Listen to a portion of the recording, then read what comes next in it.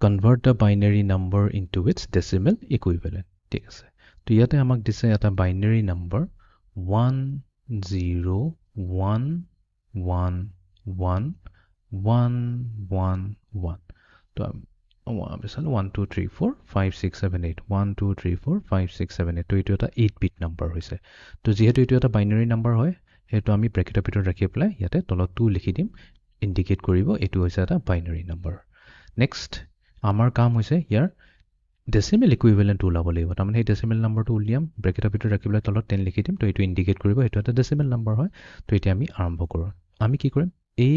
আমাৰ যোনটো given binary numberটো আমি আকৌ এবাৰ ইয়াক নোট কৰি লম তো ইয়াতে আছে আমাৰ আৰু তিনটা ওৱান তো আমি আৰম্ভ কৰিম LSB ৰ পৰা যাম towards MSB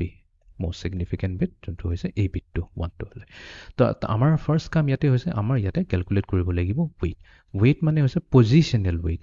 each bitor positioner যোনটো position wise এটা weight থাকিব যেনে আমাৰ LSB ৰ weight হয় 2 to the power 0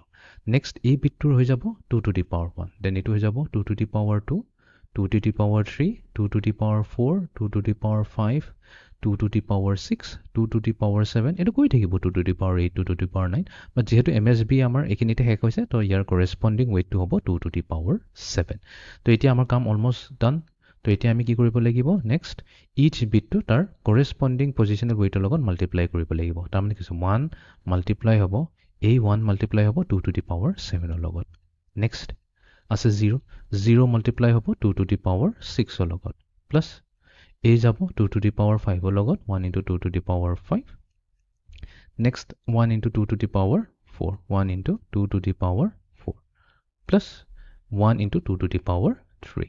1 into 2 to the power 3 next আছে 1 into 2 square 1 into 2 square then a1 যাব ইয়াৰ লগত 1 into 2 to the power 1 and then এটো যাব 1 into 2 to the power 0 গটেখিনি আমি ক্যালকুলেট কৰো সো 2 to the power 7 যাব আমাৰ 128 yes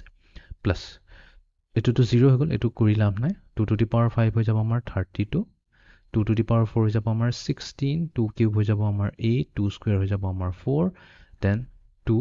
plus 1 okay আমি ইজিলি কৰি লব পাৰিম 32 আৰু 8 হৈ যাব আমাৰ 40 এনে লিখি লওঁ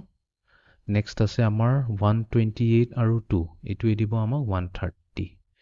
next আছে আমাৰ 16 আৰু 4 হৈ যাব আমাৰ 20 20 আৰু 1 হৈ যাব আমাৰ 21 তো এফালে আহিল 1 4 5 6 7 8 9 191 তাৰ মানে এই যোনটো আমাৰ বাইনাৰী নাম্বাৰ দিছে 1011111 এইটোৰ ডেসিমেল ইকুইভ্যালেন্ট হৈছে 191